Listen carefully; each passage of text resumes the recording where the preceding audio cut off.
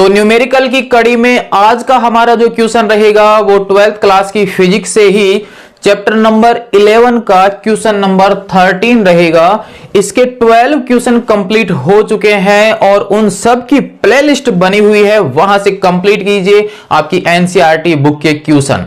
ठीक है प्यारे दोस्तों, तो आज हमारे पास क्वेश्चन नंबर 13 जो है वो उसको हम देख लेते हैं क्या है इसका सॉल्यूशन। तो हमारे पास यहां पर जो क्वेश्चन है कि एक इलेक्ट्रॉन जिसकी गतिज ऊर्जा, यहां पर एक इलेक्ट्रॉन है उसकी गतिज ऊर्जा यहां पर हमें दी गई है 120 इलेक्ट्रॉन वोल्ट।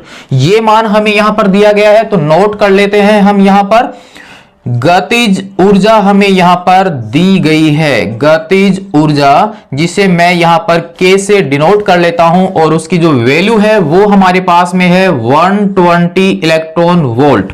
इलेक्ट्रॉन वोल्ट को हम जूल में कंप्लीट करते हैं तब हमारे पास में आ जाता है 120 इंटू 1.6 इंटू 10⁻⁻19 जूल।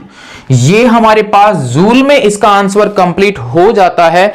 अगर आप चाहें तो इसको हल कर सकते हैं, मल्टीप्लाई कर सकते हैं इस वैल्यू को, तब हमारे पास इसका जो मान होगा वो होगा 192 इंटू 10⁻⁻19 जूल।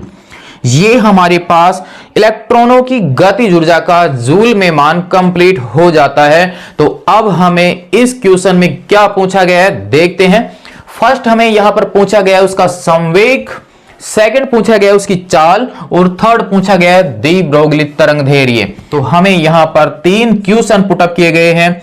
नंबर ए यहां पर पूछा गया है गतिमान इलेक्ट्रॉनों का संवेग और सेकंड हमें यहां पर पूछा गया है गतिमान इलेक्ट्रॉनों की चाल और जिसे हम यहां पर दर्शा देते हैं v से, और थर्ड यहां पर हमें पूछा गया है तरंगदैर्घ्य उन इलेक्ट्रॉनों की जिसे हम डी ब्रोगली तरंगदैर्घ्य भी कह सकते हैं, जिसे मैं लैम्डा ई से दर्शा देता हूं।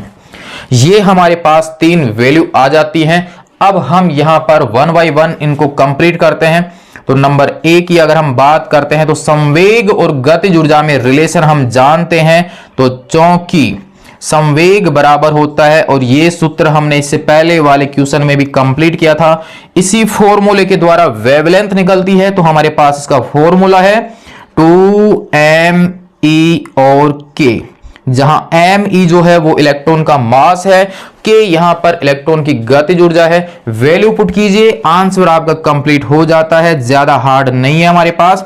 तो यहां पर है 2 मास ऑफ इलेक्ट्रॉन, इलेक्ट्रॉन का द्रव्यमान 9.11 होता है, लेकिन कैलकुलेशन के लिए हम 9.1 ही यूज करते हैं, 10⁻31।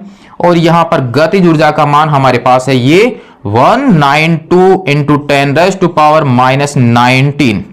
अब हमें यहां पर इन वैल्यूज को मल्टीप्लाई करना है, उसका वर्गमूल लेना है और आंसर हमारा कंप्लीट हो जाता है। तब हमारे पास P का जो मान आएगा वो हमारे पास प्राप्त हो जाता है 192, 9.1 और 2 को मल्टीप्लाई करते हैं, तब हमारे पास जो वैल्यू आती है वो आती है 34944 और एक डिजिट लग जाती है हमारे पास यहां पर 10⁻50। यहां पर इस पॉइंट को अगर मैं दो स्थान आगे खिसकाता हूं तो पावर्स में 2 की कमी हो जाएगी, क्योंकि हमारे पास अगर 2 पावर लेते हैं नीचे जाएगा 100 होगा, 100 2 पॉइंट किसका देगा, तो हमारे पास ये वैल्यू बन जाती है 34.94 और 10⁻⁻48, क्योंकि 2 पावर कम हो चुकी है।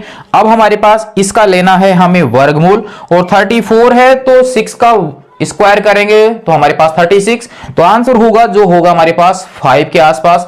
5 का स्क्वायर करते हैं तो हमारे पास 25 होता है। तो हमारे पास इसका जो फाइनल आंसर होगा वो होगा 5.91 इंटू -48 है, तो 10⁻⁻24 यूनिट केजी मीटर प्रति सेकंड। ये हमारे पास उन इलेक्ट्रॉनों का संवेग आ जाता है जिनकी गतिज ऊर्जा का मान 120 इलेक्ट्रॉन वोल्ट था। तो एक आंसर हमारा कंप्लीट हो जाता है।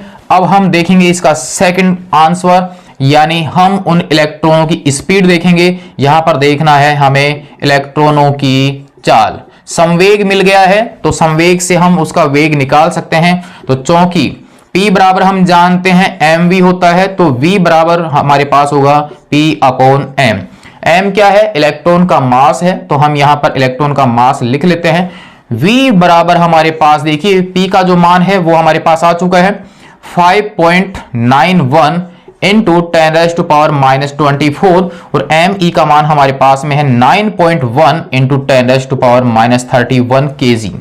यहां से आप डिवाइड कर लीजिए, हल कर लीजिए, तो हल करने पर हमारे पास जो फाइनल आंसर आ जाता है वो हमारे पास में होगा 6.49 इंटू 10⁻6 मीटर प्रति सेकंड। ये होगी उन इलेक्ट्रॉनों की स्पीड का मान। सेकंड आंसर भी आपका कंप्लीट हो जाता है। थर्ड भी हम यहां पर कंप्लीट करते हैं और वो हमारे पास में लैम्डा ई यानी वेवलेंथ जो होगी उसका फॉर्मूला हमारे पास में h upon P. h Planck constant है, वैल्यू हम जानते हैं 6.63 इंटू 10⁻34। p की वैल्यू हमने यहां पर निकाल रखी है 5.91 10⁻24। यहां पर हमारे पास अगर डिवाइड करते हैं तो हमारे पास देखिए 10⁻10 बचेगा। यहां पर हम इसका भाग देते हैं तब हमारे पास फाइनल जो मान होगा 5 है, यहां पर 6 है तो समथिंग 1 आएगा। हमारे पास आंसर होगा 1.12 इंटू 10⁻10 मीटर। यहां पर अगर मैं इसको नैनोमीटर में कन्वर्ट करना चाहूंगा तो हमारे पास -9 होना चाहिए, इसलिए एक जीरो और भाग देते हैं हमारे पास, तो हमारे पास फाइनल वैल्यू आ जाती है लैम्डा ई बराबर 0.112 इंटू 10⁻9 मीटर और 10⁻9 को हम यूज कर सकते हैं नैनो में, तो फाइनल आंसर लैम्डा ई बराबर 0.112 नैनोमीटर।